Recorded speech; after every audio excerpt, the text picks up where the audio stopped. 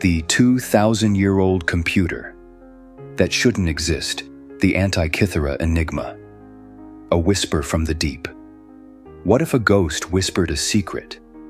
Not with a voice, but with gears of bronze and dials of gold.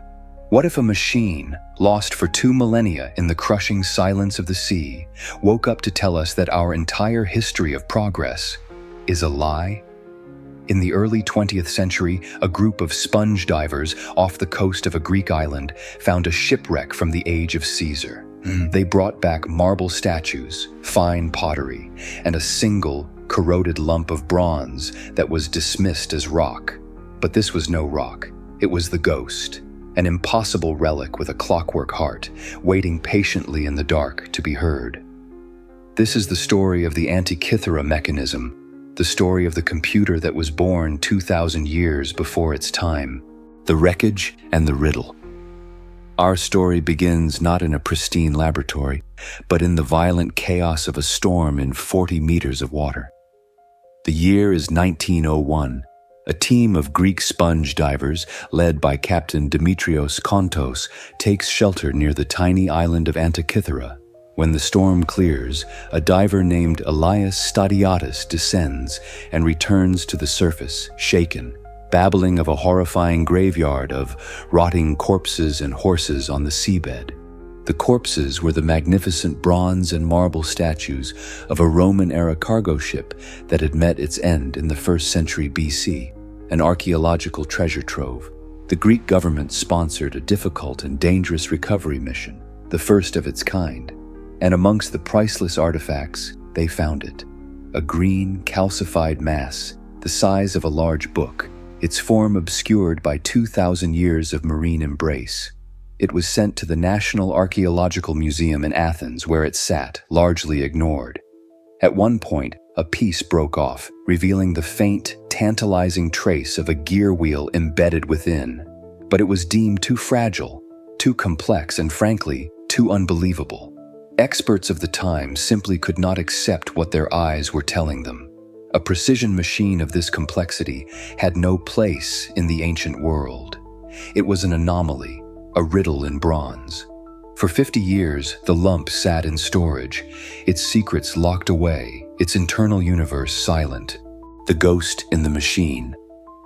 Knowledge, like the mechanism itself, can lie dormant for generations. The key that would finally unlock this ancient ghost was a technology its creators could never have imagined: X-rays.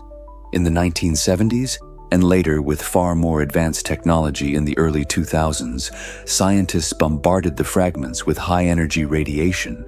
What they found inside sent shockwaves through the worlds of history and science. The corroded exterior was a shell, a cocoon. Inside, hidden from the world, was a universe of complexity. The scans revealed a system of at least 30 distinct, interlocking bronze gears, arranged with the precision of a master watchmaker. Some gears were part of an epicyclic system, a gear within a gear, a level of mechanical genius that Europe would not see again until the great cathedral clocks of the 14th century. But the complexity was only half the story. The surfaces of the device were covered in inscriptions. A user manual written in tiny, coined Greek letters, barely a millimeter high. It spoke of the sun, the moon, and the wanderers, the planets. This was not just a machine, it was a conversation, an ancient mind reaching across the centuries, explaining his creation. The scientists were no longer just archaeologists, they were students, learning at the feet of a ghost. The riddle was beginning to speak, and it was telling them that the ancient Greeks did not just dream of the cosmos, they built it. The clockwork cosmos. So what was this machine's purpose? It was nothing less than a portable universe, a mechanical philosopher. By turning a single knob on its side, the user could set the device to any date, past or future, and the dials on the front and back would display a staggering amount of astronomical information. The front dial was the zodiac, showing the position of the sun and the moon against the stars. But it did more. A complex system of gears, using a brilliant pin-and-slot mechanism, perfectly replicated the moon's variable motion in the sky. its slowing down at apogee and speeding up at perigee. This was a level of astronomical theory that was not thought to have been mechanized for another 1,500 years. The back dials were even more profound. One was the Metonic cycle, a 19-year calendar that reconciled solar and lunar months, crucial for setting festivals.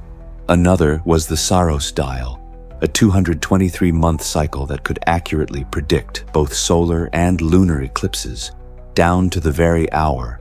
It even had a small subdial, the Exeligmos, to account for the shifting time of day of the eclipses. And perhaps most astonishingly, it had a dial that tracked the 4-year cycle of the ancient Olympic Games. It was a calendar, an eclipse predictor, a star chart, and a sports almanac, all driven by a silent bronze intelligence. It was not just a calculator. It was a microcosm of Greek civilization itself, containing their science, their religion, and their culture in one magnificent device. The Great Silence. The existence of the Antikythera mechanism presents us with the most profound question of all. If the ancient Greeks could build this, what else could they build? This device is not a prototype. Its sophistication, its miniaturization, its sheer perfection suggests that it is the product of a long tradition, a school of mechanical engineering that we know nothing about.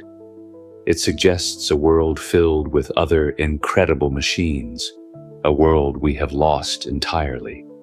So where are they? Where are the other mechanisms, the textbooks, the workshops? The silence is deafening. The answer is likely as tragic as it is simple. They were destroyed. This knowledge was fragile. The tradition was likely passed down from master to apprentice in a handful of workshops, perhaps in Rhodes, the home of the great astronomer Hipparchus, or Syracuse, the city of Archimedes, when Rome fell, when the great library of Alexandria burned, when the intellectual traditions of the classical world were shattered by centuries of war and neglect. This knowledge wasn't just forgotten, it was erased. It was a great deletion of humanity's hard drive. The art of creating complex gear trains vanished so completely that when similar devices reappeared in the Middle Ages, they were hailed as revolutionary inventions. We didn't just lose a machine, we lost 1,000 years of progress. The Antikythera mechanism is the lone survivor, a testament to a world that could have been. A world that might have put a man on the moon 1,000 years before Neil Armstrong. The Antikythera mechanism is not an answer. It is an eternal question.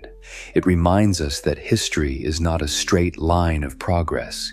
It is a fragile text, full of deletions and lost chapters. It is a whisper from the deep, reminding us of our own forgotten potential.